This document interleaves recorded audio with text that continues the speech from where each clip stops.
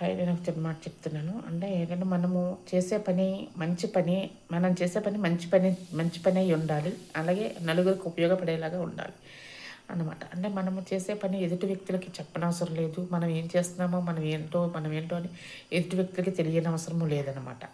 అందుకని మనము చేసే పని మనకు తెలుసు కాబట్టి మనం మంచిగా చేయాలి.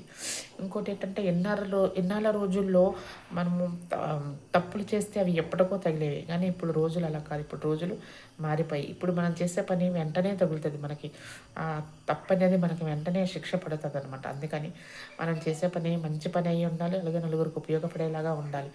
ఆ తర్వాత మన పక్కన ఉన్న వాళ్ళకి మనం చెప్పనవసరం లేదు. ఎందుకంటే వాళ్ళు అడుగుతారు, నువ్వేం చేస్తావు ఇలాగ అలాగ మనం చెప్పే మనకు వాళ్ళు నమ్మరు. ఎందుకంటే మనం మంచి చెప్పినా వాళ్ళు వినరు. ఎందుకంటే ఇది ఏదో గొప్పలకు పోతుంది, గొప్పలకు చేస్తుంది అని అనుకుంటారు.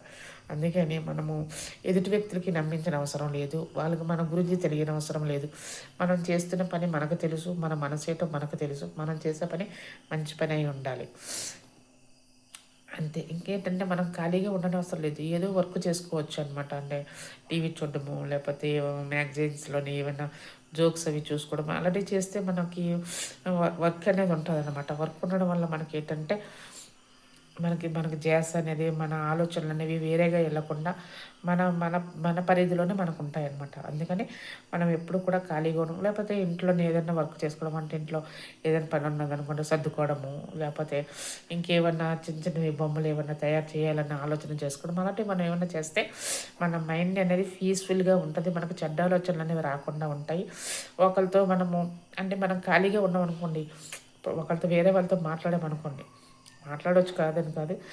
ఎందుకు వాళ్ళ మీద వీళ్ళ మీద తప్పులుగా మాట్లాడడము, మనం ఆ తప్పులు మన మీద వేసుకోవడము అవన్నీ మనం చేయకుండా ఏదో మన ఖాళీగా ఉన్నప్పుడు వర్క్ చేసుకోవడము, సెల్ చూసుకోవడము, ఏదో కాస్త రిలీఫ్ కోసం ఏదో ఒక 5 నిమిషాలు 10 నిమిషాలు మాట్లాడుకుంటే అది వాళ్ళ మీద వీళ్ళ మీద సూటి కాకుండా ఏదో మంచి మాటలు మాట్లాడుకుంటే మన జీవితం అనేది హ్యాపీగా సాగిపోతుంది అనమాట. మనల్ని ఎవరు మనల్ని నేర్చరు.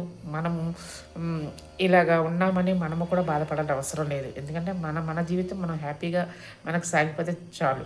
అంతే. ఎదుటి వ్యక్తులు మనం ఏం చేస్తున్నామో ఇదేంటి ఇలాగని అనుకోవాల్సిన అవసరం లేదు. మనము హ్యాపీగా ఉంటే మనకు అంతే చాలు. ఓకే.